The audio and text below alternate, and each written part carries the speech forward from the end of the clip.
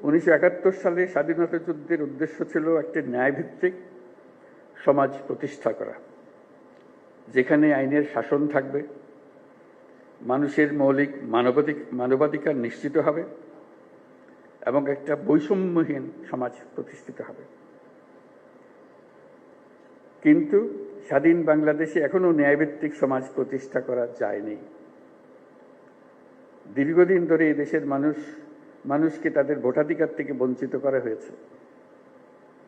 দুর্নীতি, লুটপাট ও খুনের রাজত্ব চালিয়ে দেশে একটি ফ্যাসিবাদী সরকার ব্যবস্থা কায়েম করা হয়েছে।